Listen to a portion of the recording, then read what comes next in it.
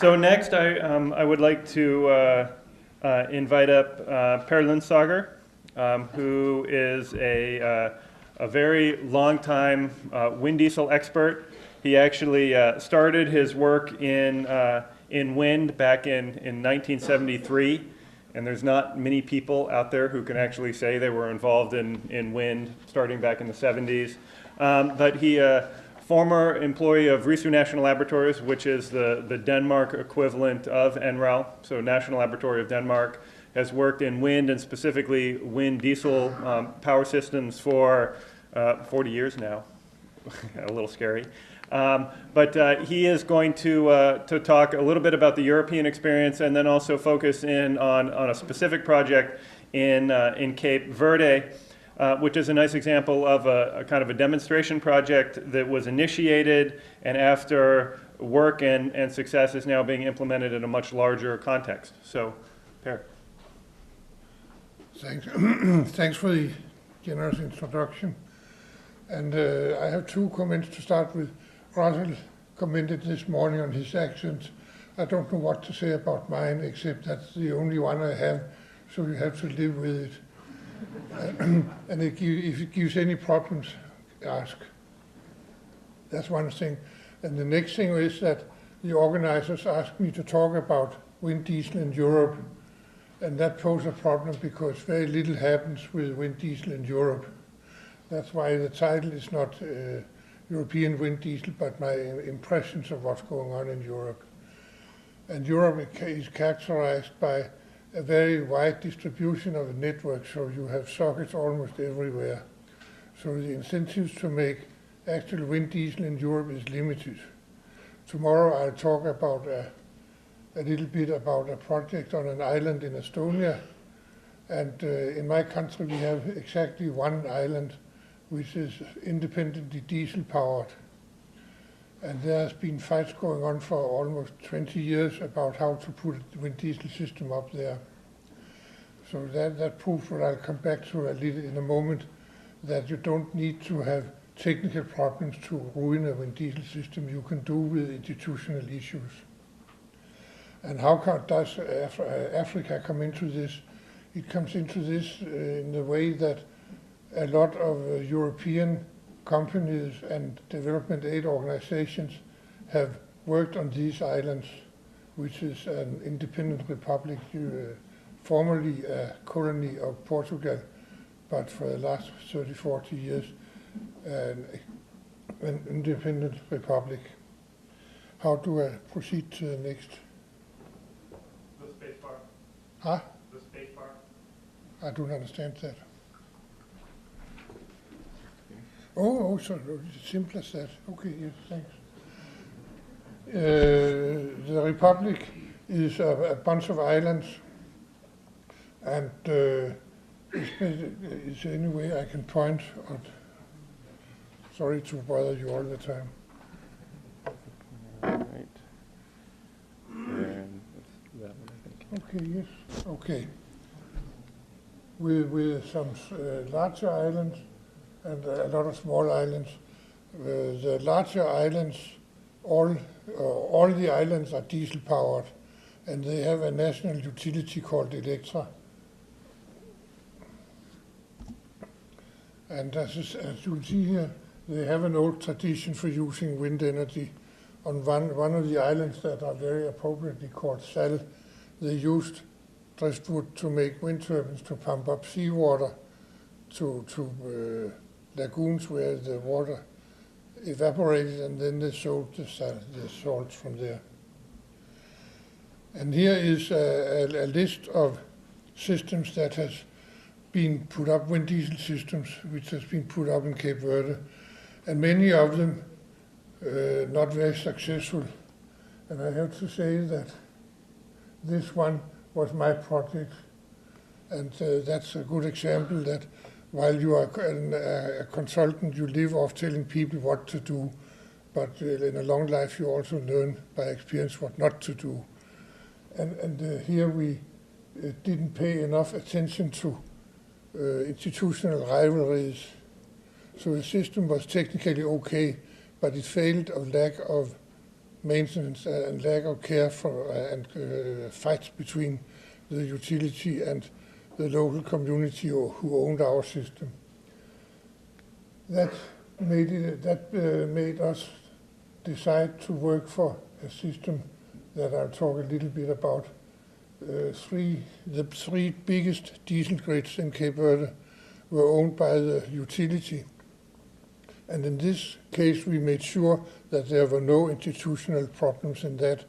Everybody was clear on this and they wanted it. And we put in 300 kilowatt wind turbines on each of their main diesel grids.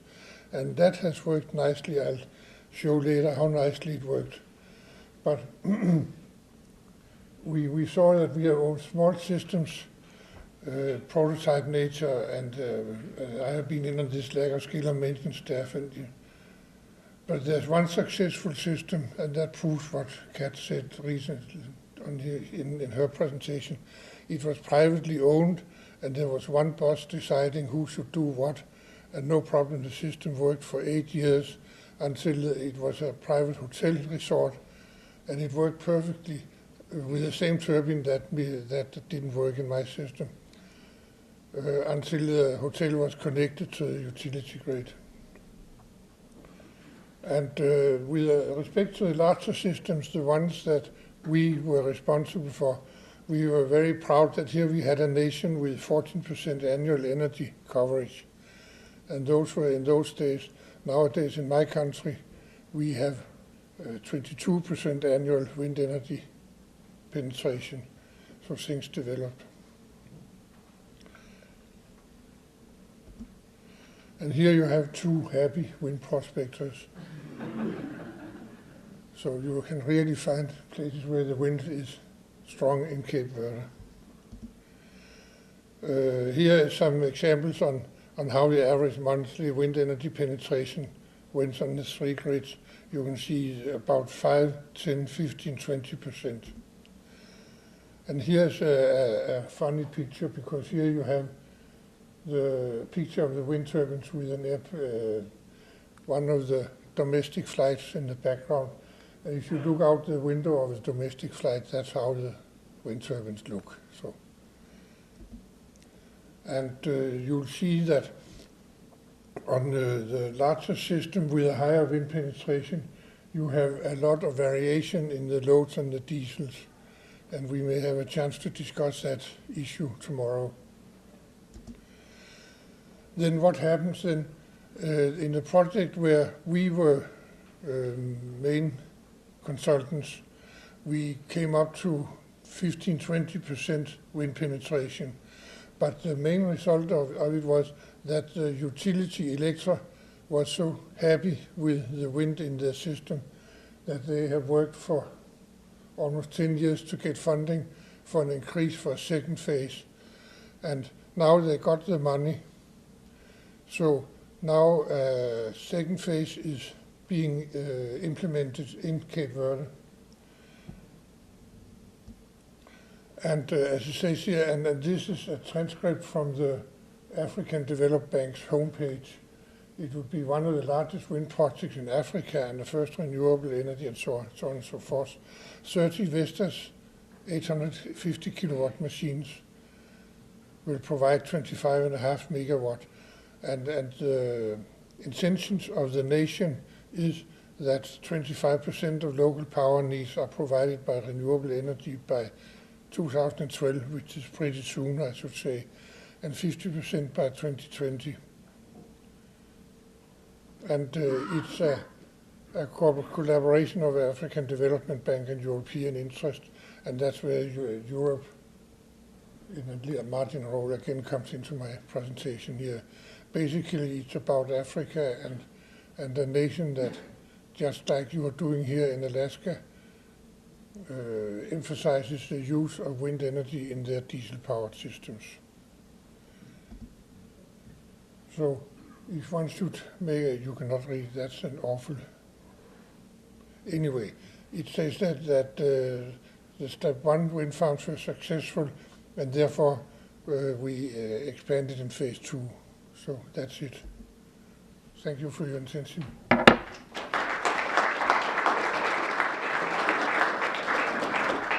Thank you, Perry. Any questions about kind of activities in the European space, as well as the Cape Verde project in specific? What is the timeline for the completion of this project? And then could you comment on your views based on the kind of the years you have in experience in this area about the import of an organization like the African Development Bank taking kind of a strategic, a very large role in financing projects of this nature? There are two things I'm trying Yep. to remember both. Yeah. No, your first question, say that again, please. The timeline? Yeah, timeline. It says in the newspeak from the African Development Bank that the system should be implemented at the end of this year. I have to say I'll see that before I believe it, but they are working hard on it, so very soon it will come in. And I can't emphasize enough the importance of having an institution like the African Development Bank go in with this amount of money to support this kind of development. Because wind diesel, frankly, have had a very bad name in banking circles. Well, I tried so many times talking wind diesel and say, could you shut up and talk about something else? Because everybody knows that wind diesel is a failure based on what they have seen in development projects. And unfortunately, to some extent, they are right. There have been so many failures, so many wrong approaches done, and you have so many systems standing around, especially in developing countries, which are just mausoleums about failures. So the fact that the African Development Bank is going in with this amount of money, with a wind diesel system, with this degree of penetration, that is very, very important.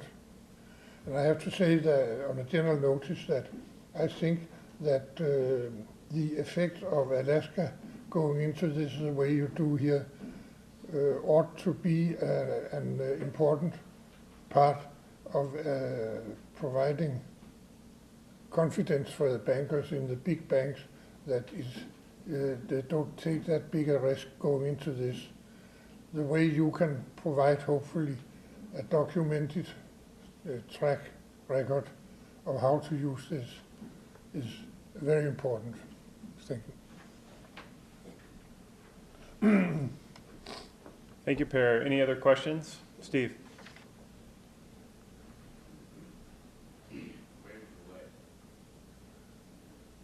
Per, I had two questions for you. Could you comment, what's your assessment of the wind diesel market for Eastern Europe and Russia? These are the places where...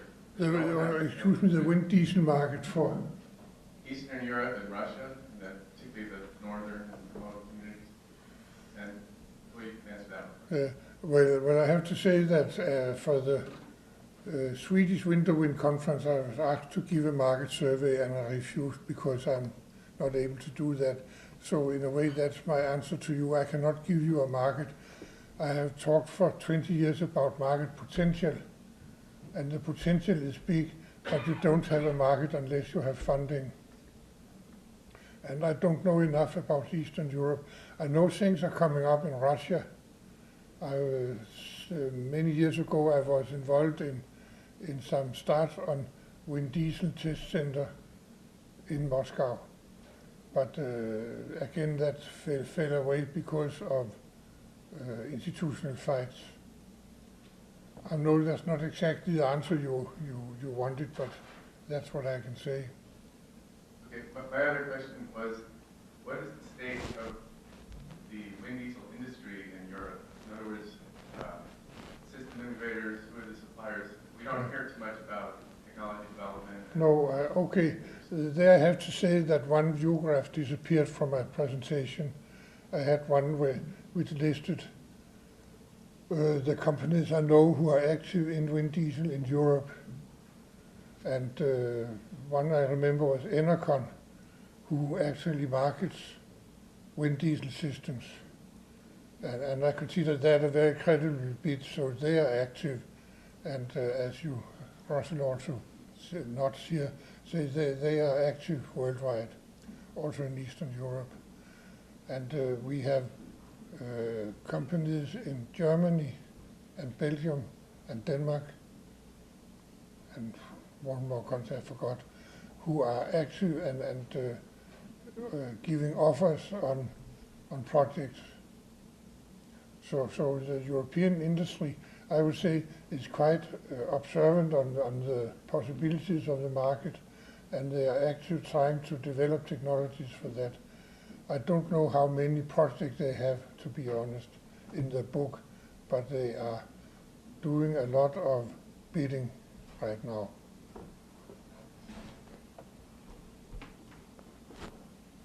Great, thank you, Per.